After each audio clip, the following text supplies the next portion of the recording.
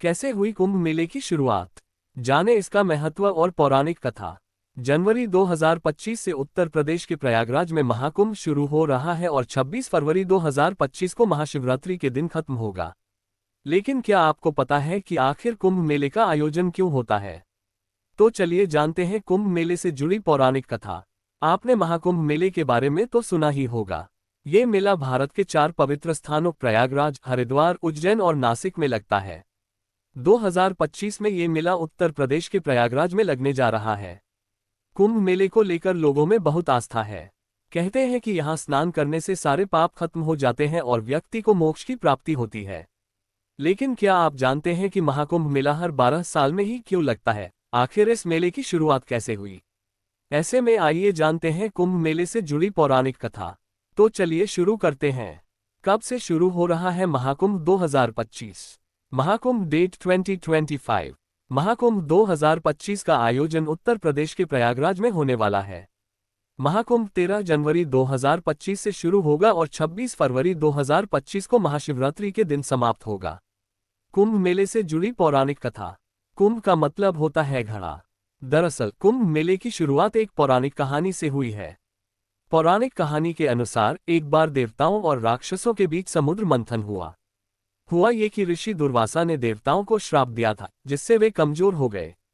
राक्षसों ने इसका फायदा उठाकर देवताओं को हरा दिया, जिसके बाद सभी देवता भगवान विष्णु के पास मदद मांगने गए। भगवान विष्णु ने कहा कि अमृत पाने के लिए समुद्र मंथन करना होगा। अमृत यानी ऐसा अमर पेय जो पीने से देवता फिर से ताकतवर हो जाएंगे। अब देवताओं ने राक्षसों को मना लिया कि चलो मिलकर समुद्र मंथन करते हैं। राक्षस भी अमृत के लालच में तैयार हो गए। जब समुद्र मंथन हुआ तो कई चीजें निकली, जैसे कामधेनु गाय, विष और आखिर में अमृत का कलश। जैसे ही अमृत कलश निकला, राक्षस और देवता दोनों उसे पाने के लिए झगड़ने लगे। इस बीच भगवान इंद्र के बेटे जयंत ने अमृत कलश उठाया और वहां से भाग गए। अब राक्षसों ने जयंत का पीछा किया। इस दौरान 12 दिनों तक देवताओं और राक्षसों के बीच लड़ाई चली।